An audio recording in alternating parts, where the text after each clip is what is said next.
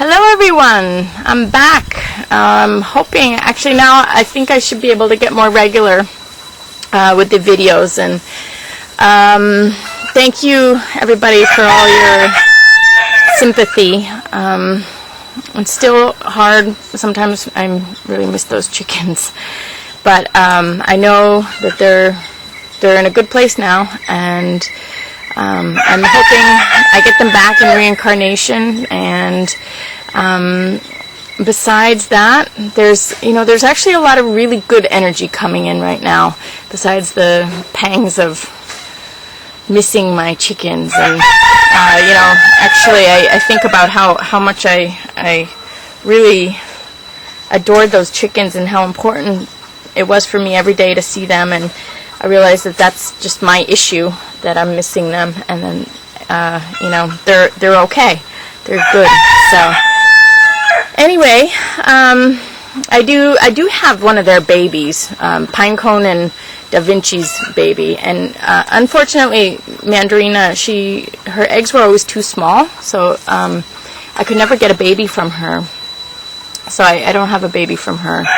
But Da Vinci and Pinecone, I have their baby that they had together, so I'm really happy about that. And I'm gonna, once I get the yard fixed up, I'm gonna go get some seramas, get a couple seramas from local people, and then start breeding my chickens again. So, and I do have the incubator on, so that's exciting. Anyway, let me go ahead and start with the reading. I don't know, I wanted to kind of do the video like this so you guys can watch the chickens, but they're all kind of hiding because it's hot. And well, maybe I'll just put it on the cards, and then if there's something interesting I'll show you guys. So alright, let's see. There we go. Okay, so I'm going to draw a tree magic card to ground the reading, and then some chicken cards.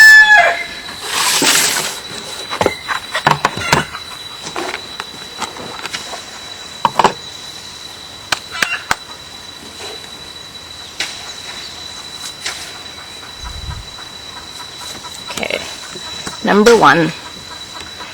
It says, aim high. Gifts of heaven will be granted to you. Dream, plan, believe. The tree of heaven, aspiration.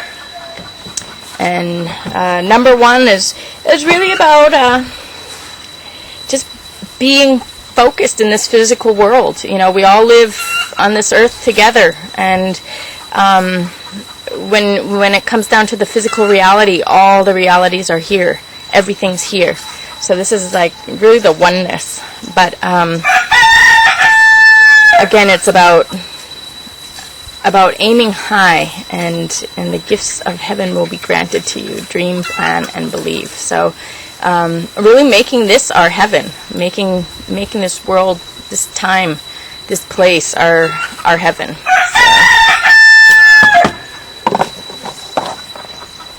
okay.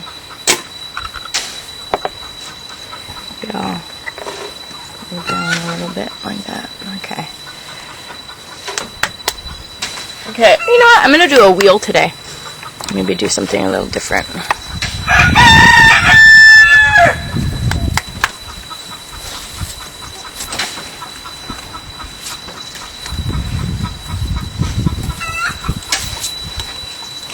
So we have Kung and Yiki and Dahlia and Kali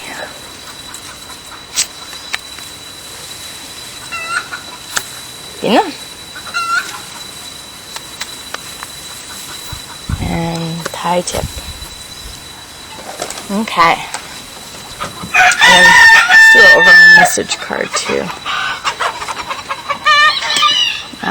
Magdalena. Okay, so this is my medicine wheel here.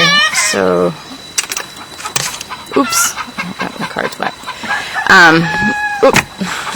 So this kind of orients us in our time and place right now, and gives us a way of relating to the world. Here, let me just clean this thing. So here we start with Kung, and Kung has to. His name means the original people, and I named him after the Kung Bushmen in Africa. And they live a very simple life, the hunter-gatherer life, and they teach us about the simplicity of a life, a hunter-gatherer life with no distractions, and just very living simply in the present moment, and with this clear presence of the moment, they're really able to spontaneously make decisions and do their planning in the moment, and really be able to meet any circumstance with precision, with a very positive response, like precise positive response to whatever's going on. They are extremely efficient with energy. But their amount of energy they put out to get their needs met is very little compared to the amount of energy they take in their diet. So their hunter-gatherer life is a very efficient, energy-efficient life, and without social structure and without any type of government, there's a lot of kind of mixing and merging. So and going off on one's self, one's own, and then coming back to smaller groups and then larger groups. So they're very interdependent with others. So they don't. They don't have like a calendar with planned events so much as they're just, spontaneously living and doing what they need in the moment. Their life is very flexible, so they're able to change and shift and change based on the moment-to-moment needs, based on the weather, based on the world around them as they change. They have the flexibility to adapt to everything. So, also the other thing about the Bushmen is they have this very powerful religion, this connection to God. They have this. They see these like energy lines, and these energy lines between people, and then also energy lines to heaven and to God. So they have this very powerful connection, spiritual connection with themselves, with God, and also themselves with each other. So they're very in tune with their relations to everything, and again have that flexibility to mix and merge with others or God as needed for whatever. And even when it comes to the spiritual or energetic or psychic world, they're extremely flexible and adaptable to different situations. So this is where we're starting out now. It's the Nine of Fire, where action is really, really guided by existence. Like where people are very much in tune with the flow of the world, very much in tune with the various energies of the world around them. So this is where we are beginning, which is a great start-off point. And then we have Viki in the top, and this is how we relate to the world intellectually or mentally. And this has to do with values, and again, another 9. So this is really about, kind of paring away what doesn't serve us, not settling for, something that takes away or compromises our values. So really, she represents metal that cuts. She's an Aboriginal name for metal that cuts, but metal is also something of value, because it's very valuable in its strength and its utility. So this has to do with both protecting and honoring and acknowledging the important things of life, and then also paring away where we get rid of everything that takes away from our values.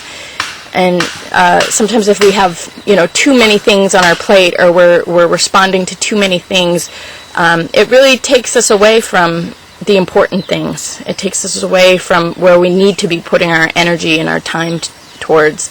So this is about really being able to wield that sword to cut things away that are compromising our time and energy towards the things that we value. And then we have new beginnings here, and this is Dahlia, which has to do with our roots and our connection to our heritage, but also our genetic our genetic lineage. So really connecting to, I want to talk about like the kidney chi, like our sense of self, in this world, but also, our position as we have come into the world through people and culture, and with our physical makeup even. And what is it about us that we're designed for in this world? What makes us unique? What makes us special? What makes us where's our niche? Like what is it about our unique self and our orientation to the world that we have to offer others? What is it about our perspective? What is it about our skills and our talents that we have to offer this world and share with this world? I always talk about God exists here, but God hasn't really been able to come together in wholeness on this planet. But God is all-knowing, and between everybody and everything, the information is here. There's nothing that God knows about this earth that we cannot find on this planet. All of the knowledge that God has of everything is somewhere hidden on this earth, and we just have to go find it. We have to search for it, seek it. And if you put together every life form, every mind, every heart, and every form of intelligence, every form of consciousness, then we have it all. That's God when you put it all together. So what is it that what's our piece of God?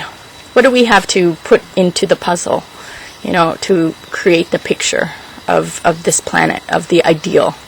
And this is the new beginning. So really grasping our root and finding our perfect contribution to this world, like what really resonates with our core, and what is our core to be offering to this world. And then we have down here how we're relating to the physical world around us, or the social world, how we're relating to people, how we're behaving. And this is Kali, and Kali is about she represents the end of time, the Kali Yuga. When Kali is fully manifest, we change into we end linear time and enter into a state of immortality and eternity. And Kali has to do with standing our ground and standing in truth, and also again wielding that sword. It's interesting because this is like it's almost like our mind and body are very much in alignment, because this is our mental position and this is our social behavioral position. And these two, this Kali is all about taking action for what we value. So Kali has to do with standing our ground and standing in our truth, and acting through the truth, and using our voice, using our mind and putting our mind into action, and not looking the other way at things, not allowing things to, not being silent on things. This is about being proactive with the people around us and situations and circumstances going on around us, and doing what's right, not what the norm is, or not what the even flow of things are, but really standing against the grain, or standing against the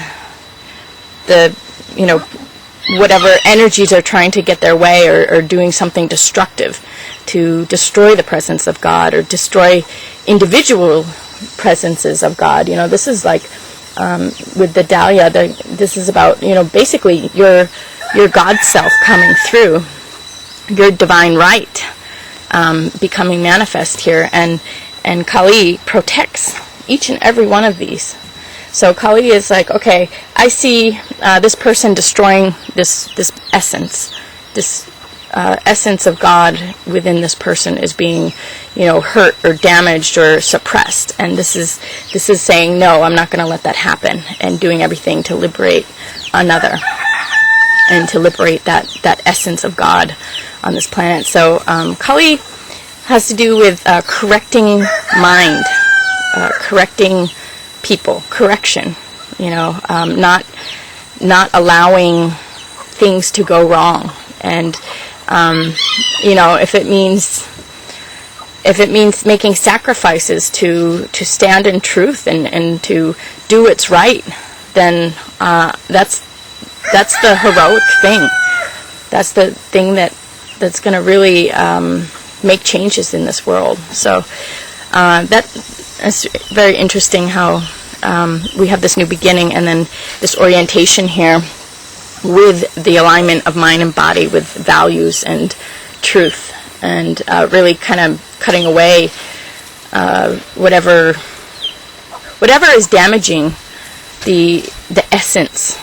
And that's exactly what Yiki's all about, is cutting away whatever is damaging the essence, and then Kali is really putting that into action through through communication and through action.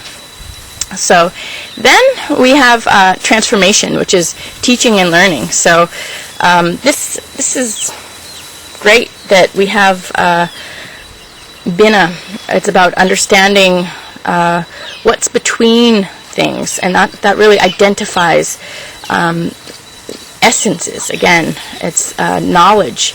It's transmission of knowledge. It's I am, you are, this is what is between. If you know who you are, it's clear by the equation. If you know who you are, who another person is acting, what another person is acting. If somebody says you're doing this and this and this, and you know you are not, then all of a sudden that judgment gets turned around on the poor judgment of that person.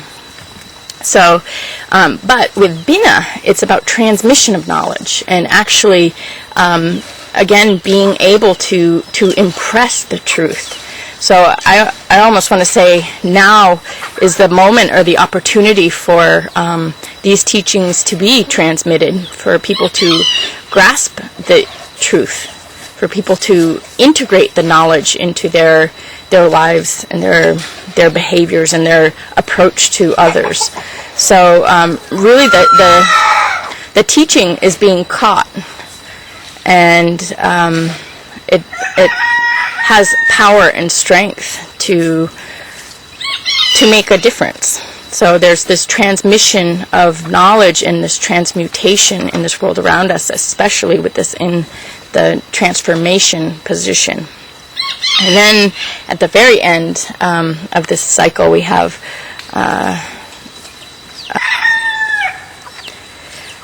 Tai Tip is magical people, and it has to do with, at the right moment, at the right time, people can come together, and when people are really healthy and clear, and come together in their efforts, in their creative projects, a lot more can get done than what an individual can do by themselves. And really, synchronicities pick up, and there is magic in this world. Everything starts to become auspicious, and what normally we, is kind of dull and boring in life, or mundane or habitual, all of a sudden we break free from that, and there's like this magic of synchronicity and magic of beautiful events and things happening around people and their divine nature working together, and there's this synergy that's also produced where something greater than an individual could create on their own. When people put their different instruments together, it's a more beautiful sound. It's more. It's a different sound too, but it can be the energy of many people doing something together is a very different feeling than one person singing alone or playing alone. When everybody sings together and plays together, it's a very different energy, and that's what this King of Earth is all about. These people coming together and raising that vibration and raising the energy, and having magic happen, having magic enter the world. And then, so this is our cycle here, and then our overall message card here is Magdalena, who represents a very oppressed person in our culture, an oppressed figure throughout time. And, I always say, I'm convinced Mary Magdalene was the Virgin Mary. She was Jesus' mother. She was his partner. She was his everything. He became famous when he met her. And when there's a very powerful woman, a very magical, intelligent woman based in her heart, there's just no comparison between what they have to offer in mind and intelligence and in society versus a man. A man, they have a different dynamic with the world than a woman does. And I often see with the very powerful couples, they often look opposite than the way they really are. And there's a lot of projection, or even the society projects onto these people. And at that time she was in no position as a woman to be out there preaching to the masses. It wasn't the right time for that. And then also it was a hard time period to begin with. I mean, there was so many problems and suffering, and they did what they could to get the message out. But she stayed very quiet in the background. But she was Jesus' partner, and any partner, any couple that comes together in true love, they were like twin flames. Jesus and Mary Magdalene. These are together. They are God. And separate, they're just not as, they don't have this king of diamond thing going on. They don't have the synergy. They don't have the power of a couple. But they're a divine couple that comes together. And when that divine couple comes together, that is the holism. And there's things that the man has dominant, and there's things that the female has dominant, and that's just the nature of it. And they're like lock and fit, And when a divine couple comes together, the other partner becomes like your number one mother and father. They become the way that you know God is through the other person. So I really don't think that the apparition that comes around all the time, the Virgin Mary, I'm convinced that's Mary Magdalene. That's Jesus' partner. She was very powerful.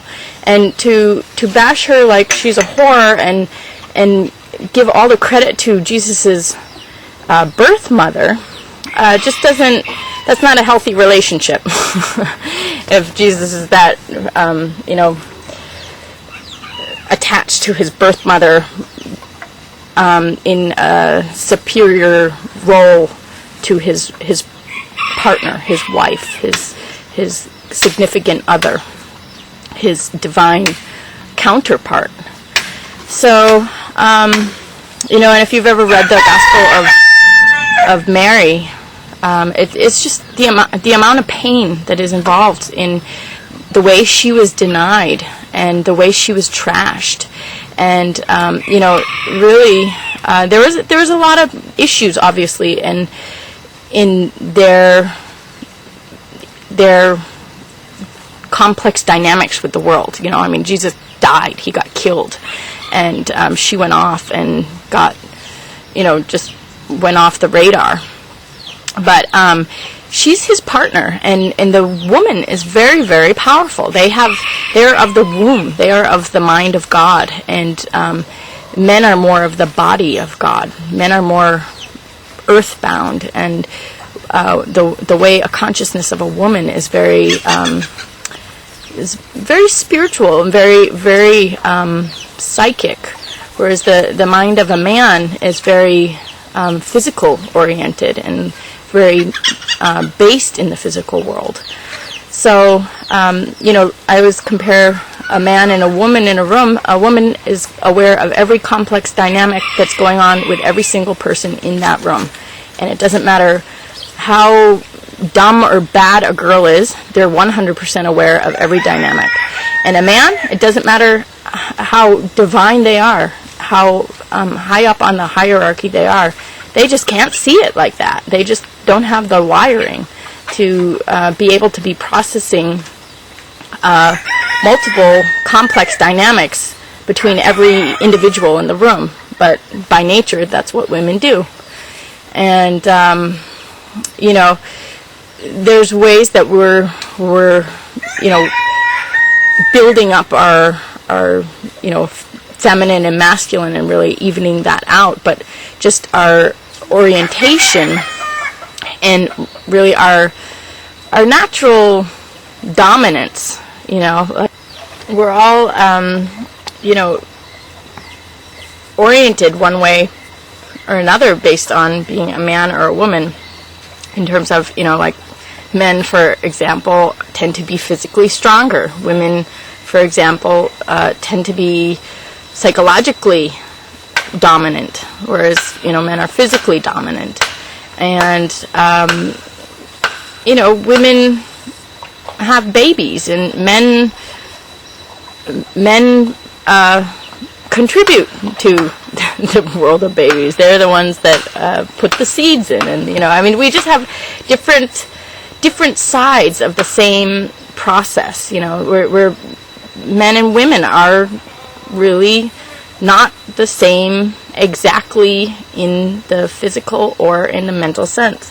And not to say one's better than the other, but we all have our strengths and our weaknesses. And then, depending on our archetype and our match, we just have our dominant things about being a man or a woman. And then we have our specialties where we have our personal makeup, where we're, dominant in a partnership, or more receptive in the partnership and certain things. So anyway, with this figure, the queen of hearts, the queen of emotion and love and spirituality, this is something that needs to surface, that stop being oppressed over time. And this is the feminine aspect of God, which is really the mind, more of the mind of God coming in to existence. So, and actually we have the king of heart over here, and again, Bina is the transmission of knowledge, and she represents the feminine, and she represents the mind and the transmission of information, the transmission of concepts and ideas, and we have this kind of liberation here, or this surfacing of the divine feminine. And our last reading we had a lot of divine feminine too, so I guess this is kind of a continuation. But okay, so stepping back and looking back, again it says, aim high, the gifts of heaven will be granted to you. Dream, plan, and believe. Number 1, the tree of heaven and aspiration. And this is really about basically bringing the psychic and the spiritual and the mind of God present into this earth, and making it tangible and visible for people to see. And we start out with this simplicity and this efficiency, and then we really have this understanding of values and relationship to those values, where we are focusing and honing in and able to even push off anything that is distracting us, so that we are really focused and able to, hit our mark, to hit the target of our dreams or our values. And then we have this new beginning here with this alignment with our root and our source of self. It's almost like bringing our little Atman, our little spark of God into our lives, where we become the spark of God. We're able to burn our inner flame in our source, in our roots, and be that in our strength and our groundedness of this planet, of our life.